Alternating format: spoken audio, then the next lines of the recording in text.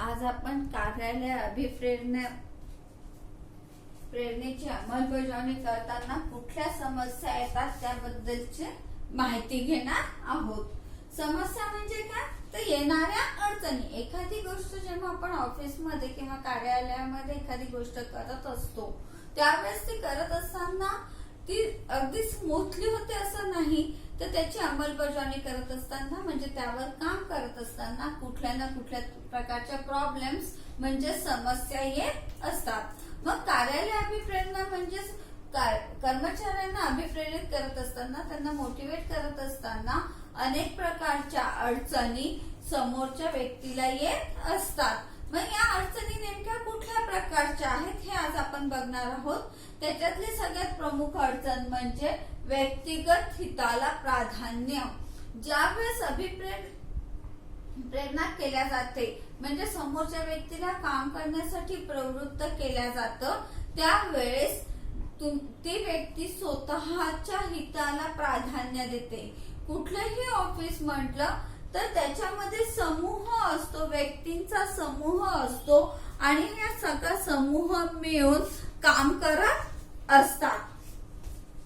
परंतु मग ज्यावेळेस अभिप्रेरित केलं जातं कर्मचाऱ्यांना, त्यावेळेस कर्मचारी पूर्ण समूहाचा विचार न करता फक्त स्वतःच्या हिताचा विचार करून कार्य करण्यास प्रवृत्त होतात. कारण की अभिप्रेरणेमध्ये बरेचदा व्यक्तीला सुद्धा पूर्ण गटालाच अभिप्रेरित न करता व्यक्तीला सुद्धा अभिप्रेरित केलं जातं. जसं त्यांना प्रमोशन देणं किंवा त्यांना एखादे विशिष्ट पद देणं, त्यांना इन्क्रीमेंट देणं म्हणजे त्यांची पगार वाढ करणं, अशा अनेक पद्धतीने व्यक्तीला अभिप्रेरित केल्या जात असतं. त्यामुळे मग हे फायदे आपल्याला मिळावे म्हणून कर्मचारी पूर्ण आपल्या ग्रुपचं प्रतिनिधित्व करत नाही, तर बरेचदा तो फक्त स्वतःच्या हिताचा विचार करून कार्य करतो. ही अभिप्रेरणेतली एक सगळ्यात मोठी समस्या आहे असं म्हटलं तरीही चालेल. नंतर आहे गटप्रवृत्ती. कुठलीही कर्मचारी म्हटलं की त्यांच्यामध्ये गटप्रवृत्ती ही येत असते. म्हणजेच कर्मचारी गटागटाने कार्य करीत असतात. त्यांच्यामध्ये ही गटप्रवृत्ती जर वाढीस लागली तर याचे वाईट परिणाम ऑफिसला म्हणजेच कार्यालयाला सहन करावे लागत असतात. म्हणून गटप्रवृत्ती ही एक मोठी समस्या अभिप्रेरणेमध्ये असते. जसं आपण बघतो की आपल्या क्लासमध्ये आपण जेव्हा सगळेजण एकत्र पद्धतीने काम करत असतो तेव्हाही आपल्यामध्ये काय असतं, आपोआप कुठेतरी ग्रुप पडत जातात आणि त्या ग्रुपनुसार आपण कार्य करण्याचा प्रयत्न करतो. परंतु ही गोष्ट जर ऑफिसमध्ये घडली तर मात्र ऑफिसच्या दृष्टीने ते योग्य होत नाही. त्यानंतर सगळ्यात महत्वाची प्रवृत्ती म्हणजे वरिष्ठांच्या आदेशाचे पालन न करण्याची प्रवृत्ती. कुठलाही कर्मचारी असो किंवा कोणीही असो, त्याला जर सतत आदेश दिले गेले तर त्या आदेशांचं पालन न करण्याकडे त्याचा कल असतो. आणि मग जर वरिष्ठांच्या आदेशांचं पालन केलं गेलं नाही तर कार्यालयामध्ये शिस्तीचं वातावरण राहत नाही. ही अभिप्रेरणेतील एक अजून मोठी समस्या आहे. त्याची अंमलबजावणी करण्याची एक मोठी समस्या आहे असं म्हटलं तरीही चालेल. वरिष्ठांच्या आदेशाचे पालन न करणे. त्याच्यानंतरचा महत्वाचा मुद्दा म्हणजे युनियन नेतृत्वाचा प्रभाव. प्रत्येक कार्यालयामध्ये कर्मचाऱ्यांच्या संघटना असतात आणि या संघटना म्हणजेच युनियन त्यांची. या संघटनांचा जो नेता असतो त्याच्या प्रभावाखाली सगळे कर्मचारी कार्य करत असतात.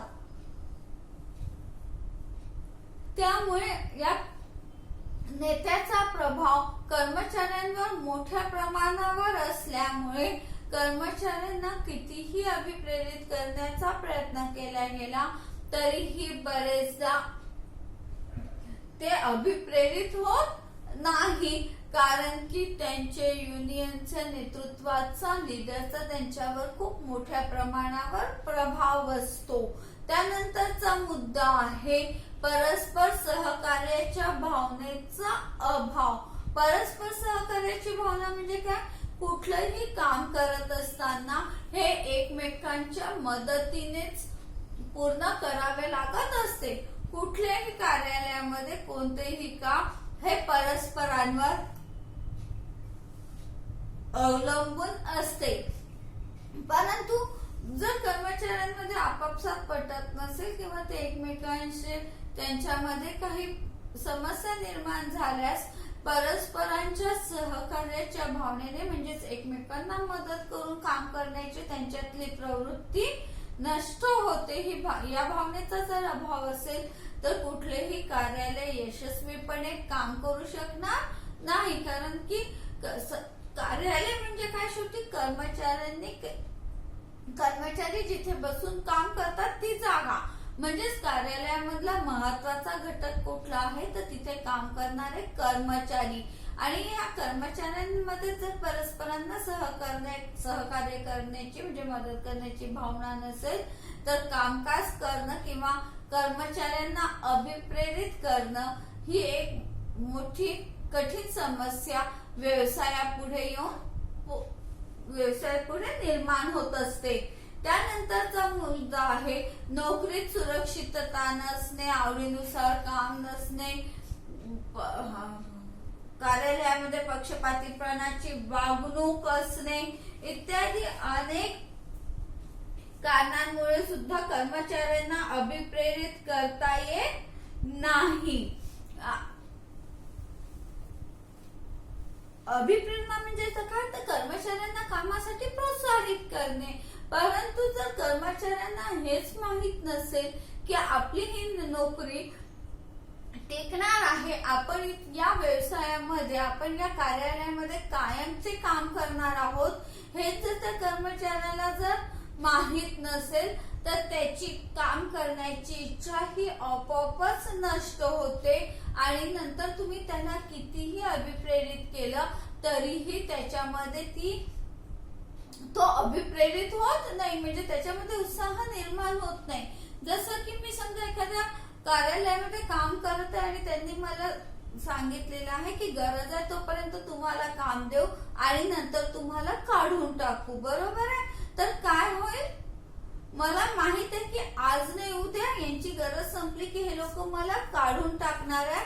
साहजिकच तिथे काम करत असताना माझ्या मनामध्ये सतत एक धास्ती राहणार आहे की उद्या ही नोकरी आपली टिकणार आहे किंवा नाही, आपल्याला परत इथे बोलावणार आहे किंवा नाही. आणि ही जी एक भावना माझ्यामध्ये असुरक्षिततेची निर्माण होते की ही नोकरी टिकणार आहे किंवा नाही, आपण उद्या राहणार आहोत किंवा नाही. त्यामुळे साहजिकच कर्मचाऱ्याचं काम करण्याकडे दुर्लक्ष होतं, त्याचं कामावरचं लक्ष तो केंद्रित करू शकत नाही. मग तुम्ही त्याला कितीही अभिप्रेरित करा, म्हणजे तुम्ही त्याला कुठल्याही प्रकारचे आश्वासन दिले तरी जोपर्यंत ही सुरक्षिततेची भावना निर्माण होत नाही तोपर्यंत कर्मचाऱ्यांवर अभिप्रेरणेचा प्रभाव होत नाही. त्यातलाच महत्वाचा मुद्दा म्हणजे आवडीनुसार काम नसणे. म्हणजे कर्मचाऱ्याला जर त्याच्या आवडीनुसार काम दिल्या गेलं नाही तर त्याची कामातली रुची कमी होते, त्याची कामातली आवड ही आपोआपच कमी होते. त्यामुळे शक्यतो कर्मचाऱ्यांना काम देत असताना जर त्यांचा कल बघून आवडीनिवडी बघून त्या पद्धतीनुसार त्यांना काम दिल्या गेलं तर त्यांच्यामध्ये आपोआपच उत्साह निर्माण होतो आणि ते अभिप्रेरित होऊन चांगल्या पद्धतीने काम करायला लागतात. म्हणून आवडीनुसार काम नसणे हे एक मोठी समस्या आहे. त्याचबरोबर कामामध्ये आवड नसल्यामुळे हे कर्मचारी सतत काय राहतात? कार्यालयामध्ये गैरहजर राहतात, येतच नाही कार्यालयामध्ये, कारण की ते काम त्यांच्या आवडीचं नसतं, परंतु काम करायचं असल्यामुळे त्यांनी ती नोकरी केलेली असते आणि मग कामात आवड नाही म्हणून ते गैरहजर राहतात आणि गैरहजर राहिल्यामुळे साहजिकच त्यांच्यामध्ये एक निराशेचं वातावरण मनामध्ये तयार होतं, एक नैराश्य त्यांना येतं आणि पुढे त्यांना विविध प्रकारचे व्यसनं लागू शकतात. हा एक मोठा धोका याच्यामध्ये आहे. आणि अशा लोकांना तुम्ही कितीही अभिप्रेरित करण्याचा प्रयत्न केला, त्यांच्यामध्ये कामामध्ये रुची निर्माण करायचा प्रयत्न केला, तरीही ते यशस्वी होत नाही, कारण की मुळातच त्यांना त्या कामाची आवड नसते. म्हणून कमीत कमी त्या कर्मचाऱ्याला आवडेल, तो उत्साहाने करेल असं काम देण्याचा त्याला प्रयत्न करणे आवश्यक आहे. त्याचबरोबर जर कार्यालयामधले अधिकारी पक्षपातीपणाची वागणूक करत असेल तरी सुद्धा कर्मचाऱ्यांमध्ये उत्साह निर्माण होत नाही. पक्षपाती वागणूक म्हणजे काय? पार्शलिटी करणे. पार्शलिटी हा शब्द माहित आहे की अधिकारी एखाद्या विशिष्ट कर्मचाऱ्याला किंवा कर्मचारी वर्गाला प्रोत्साहित करत असेल आणि दुसऱ्याला जर डॉमिनेट करत असेल, त्याच्याकडे दुर्लक्ष करत असेल, तर साहजिकच दुसऱ्या गटाला काम करण्यामध्ये कुठल्याही प्रकारचा उत्साह वाटत नाही आणि साहजिकच त्याची काम करण्याची प्रवृत्ती कमी होत जाते. मग अशा वेळेस तुम्ही त्याला कितीही प्रोत्साहित करण्याचा प्रयत्न केला तरीही त्याच्यामध्ये काम करण्याचा उत्साह निर्माण होण्याचं प्रमाण हे अतिशय कमी असतं. हा कार्यालय अभिप्रेरणेतील एक मोठी समस्या आहे. आणि त्यातला शेवटचा आणि सगळ्यात महत्वाचा मुद्दा म्हणजे अनेक कर्मचारी असे असतात की जे कुठल्याही प्रलोभनाला, कुठल्याही त्यांना दिलेल्या आश्वासनांना बळी पडत नाही. त्यांना त्याच्यामध्ये इंटरेस्टच नसतो. त्याला आपण म्हणतो दृश्य व अदृश्य जीवन मूल्यांना महत्व न देणारे व्यक्ती.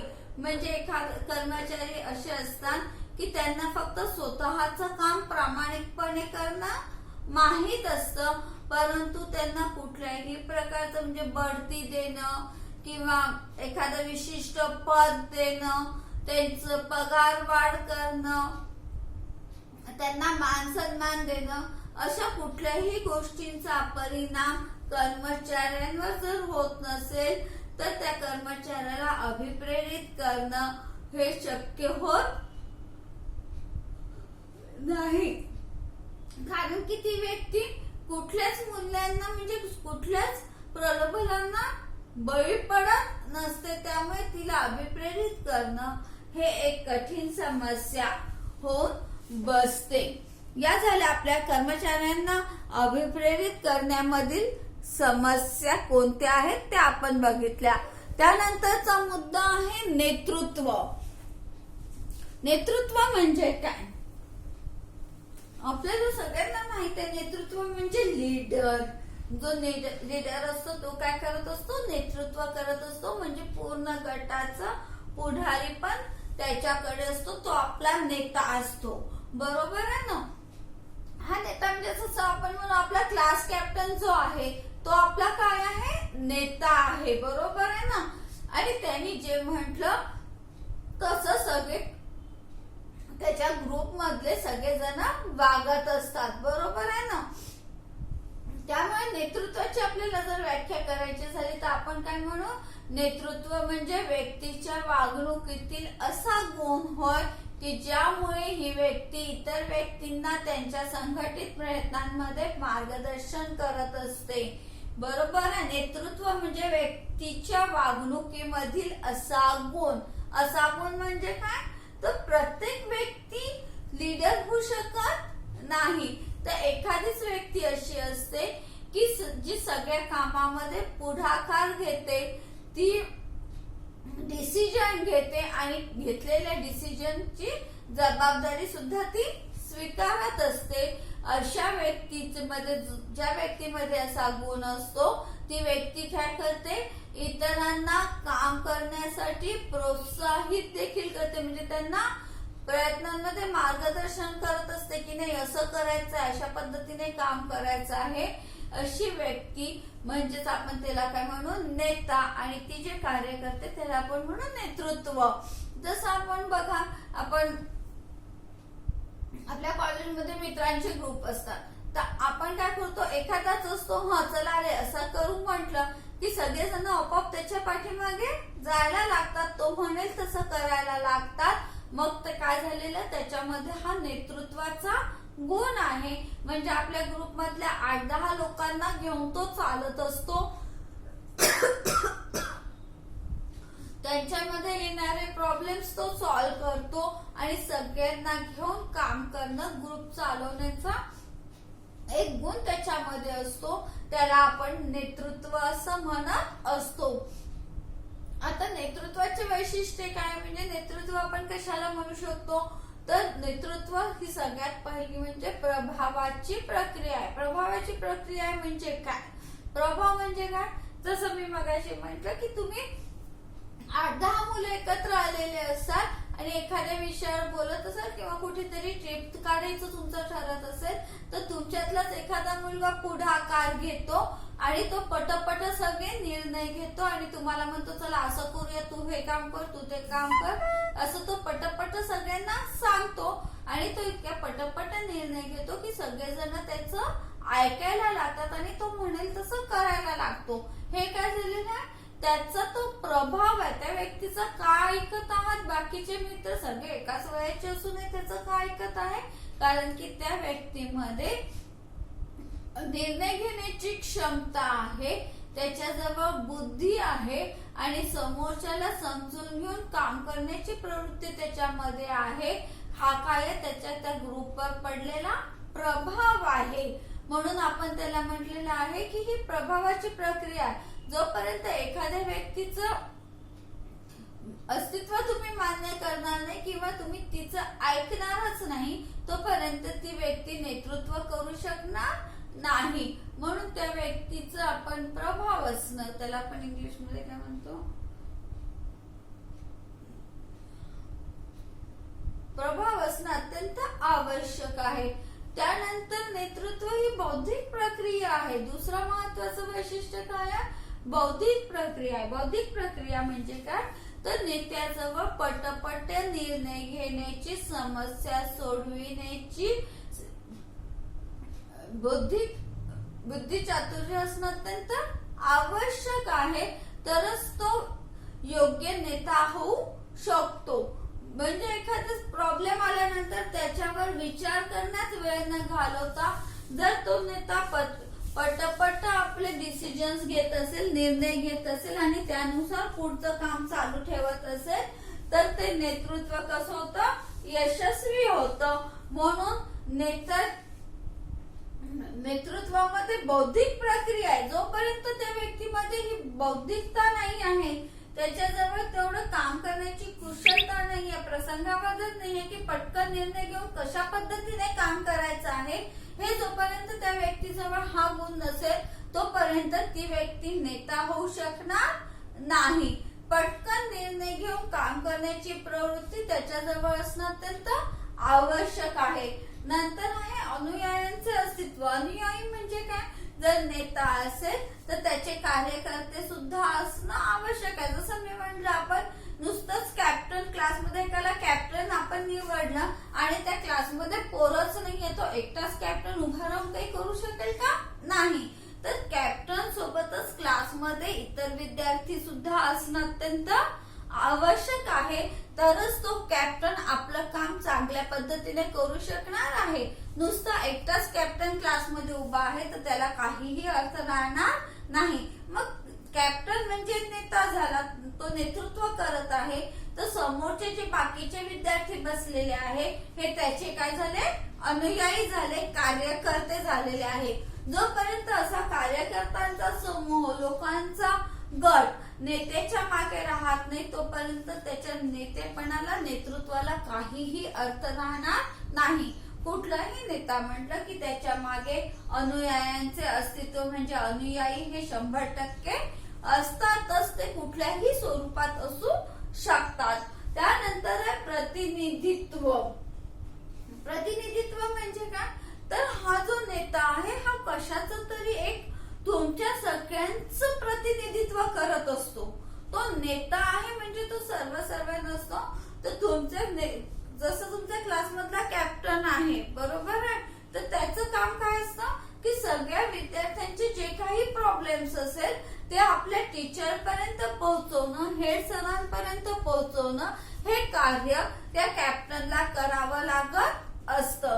त्याच पद्धतीने ज्यावेळेस एखादा नेता कार्य करत असतो त्यावेळेस त्याला तो काय करत असतो तर आपल्या अनुयायांचं म्हणजेच आपल्या ग्रुपमध्ये जेवढे काही कर्मचारी असतील, लोक असतील, त्या सर्व लोकांचा तो प्रतिनिधी असतो. त्याला हे प्रतिनिधित्व करावं लागत असतं.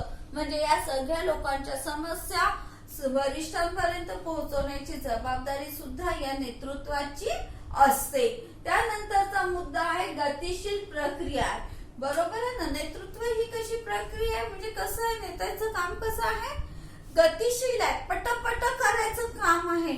एखाद्या कामासाठी जर तो 4 दिवसच लावत असेल, 4 तास लावत असेल तर त्याच्या नेतृत्वाला काहीही अर्थ राहणार नाही. कारण की ज्यावेळेस कर्मचारी समस्या घेऊन त्याच्याकडे जात असतात त्यावेळेस कुठल्याही कर्मचाऱ्यांची अपेक्षा ही असते की आपले प्रॉब्लेम्स जे आहेत हे पटकन सोडवले गेले पाहिजे, आपल्याला पटकन त्याचा निर्णय भेटला पाहिजे, अशी अपेक्षा प्रत्येक कर्मचाऱ्याची किंवा अनुयायाची असते.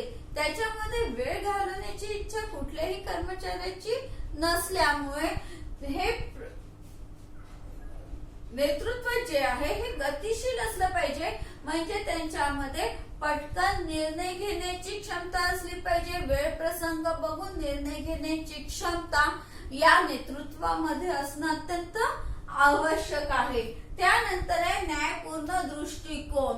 ज्यावेळेस एखादा नेता कार्य करत असतो तेव्हा त्याच्यामध्ये न्यायबुद्धी असणं किंवा न्यायाचा दृष्टिकोन असणं, योग्य अयोग्य काय आहे याचा सारासार विचार करण्याची प्रवृत्ती त्याच्यामध्ये असणं आवश्यक आहे.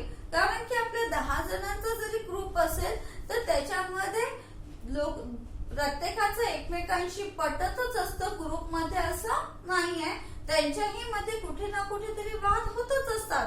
मग ज्यावेळेस कार्यालयामध्ये एवढे मोठे कर्मचारी या नेत्याचे अनुयायी असतात, त्याच्या हाताखाली काम करत असतात, त्यावेळेस जर एखादी समस्या निर्माण झाली, कर्मचाऱ्यांमध्ये काही वादविवाद निर्माण झाला तर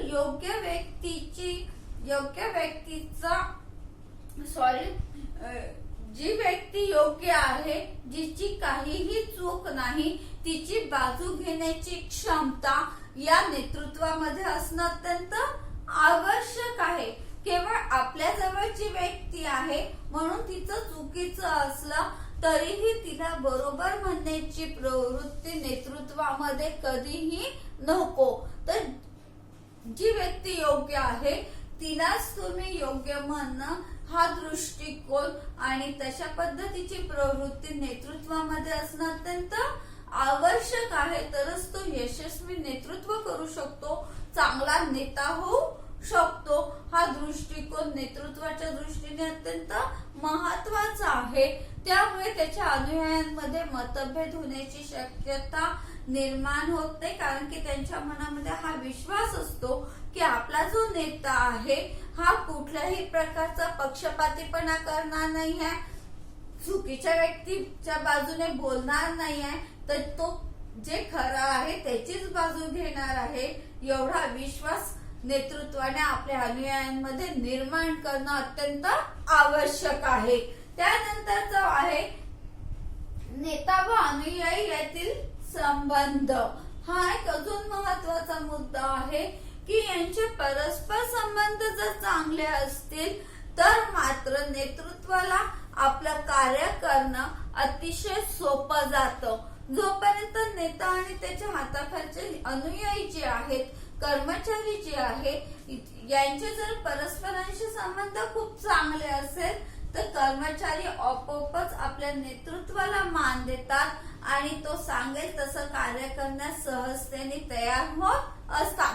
त्यामुळे हे संबंध चांगले ठेवणं हे नेतृत्वाचं एक महत्वाचं वैशिष्ट्य आहे की आपले अनुयायी जे आहे, आपल्या हाताखाली जे काही कर्मचारी आहे, संघटनेमधल्या जेवढ्या काही व्यक्ती आहेत, त्या सर्वांशी सलोख्याचे आणि चांगले संबंध निर्माण करणं अत्यंत आवश्यक आहे, तरच ते यशस्वी नेतृत्व देऊ शकतात. त्यानंतरचा आहे आदर्शांची निर्मिती. हा एक महत्वाचा मुद्दा आहे. आदर्शांची निर्मिती म्हणजे काय, तर ज्यावेळेस एखादी व्यक्ती नेतृत्व करत असते, नेता म्हणतो, तेव्हा साहजिकच लोकांच्या किंवा अनुयायांच्या तिच्याबद्दलच्या अपेक्षा या वाढलेल्या असतात। आणि या अपेक्षा कशा प्रकारच्या असतात, तर आपला नेता कधीही खोटं बोलणार नाही, चुकीची बाजू घेणार नाहीये, तो एक आदर्श व्यक्ती आहे असं अनुयायांचं मत असतं।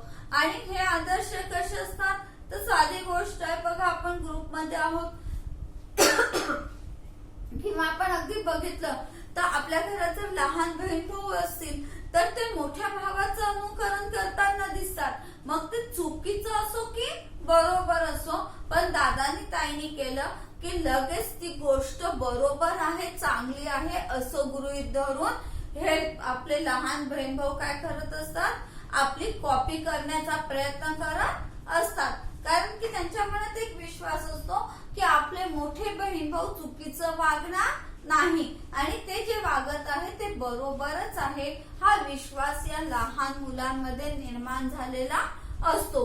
नेतृत्वाच्या बाबतीतही तसंच आहे की नेता जसं वागेल तसेच त्याचे अनुयायी वागणार आहे, कारण की आपल्या नेत्याच्या बौद्धिक कौशल्यावर, त्याच्या न्यायपूर्ण दृष्टिकोनावर आपल्या अनुयायांचा विश्वास असल्यामुळे आपला नेता चुकीचं वागणार नाही ही एक भावना त्यांच्यामध्ये ठामपणे निर्माण झालेली असल्यामुळे नेत्याला आपली वागणूक ही आदर्शाचीच ठेवावी लागते, म्हणजेच त्यांनी योग्य प्रकारे वागणूक करणं अपेक्षित असतं, कारण की तो जे वागेल तेच आदर्श त्या कर्मचाऱ्यांपुढे किंवा त्याच्या अनुयायांपुढे ठेवल्या जात असतात आणि पुढे तेच पाळल्या जात असल्यामुळे, तशाच पद्धतीची वागणूक अनुयायी करत असल्यामुळे त्याला आपण म्हणतो आदर्शांची निर्मिती। मग हे आदर्श चांगले वाईट कशा पद्धतीने ठेवायचे आहेत हे त्या व्यक्तीवर किंवा नेत्यावर अवलंबून असल्यामुळे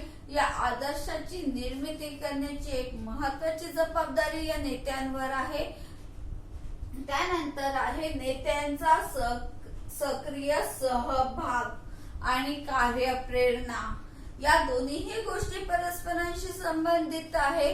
नेत्याचा प्रत्यक्ष सहभाग म्हणजे काय, तर कुठलंही कार्य करत असताना जर तो नेता आपल्या कर्मचाऱ्यांमध्ये, आपल्या सहकार्यांमध्ये, अनुयायांमध्ये मिसळून काम करत असेल तर त्या कार्याला महत्व जास्त प्राप्त होते।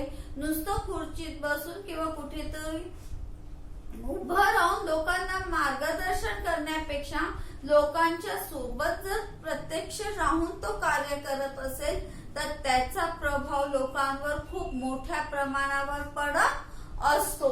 म्हणून नेत्याचा सहभाग म्हणजे कुठल्याही कामामध्ये त्याचा सहभाग कसा असला पाहिजे, तर सक्रिय असला पाहिजे, म्हणजे त्यांनी स्वतः ते काम केलं पाहिजे, त्यांनी स्वतः लोकांमध्ये मिक्स होऊन काम करणं हे याच्यामध्ये अपेक्षित आहे। त्याचबरोबर कार्यप्रेरणा म्हणजे कार्य करण्याची प्रेरणा लोकांना आपोआपच भेटत असते।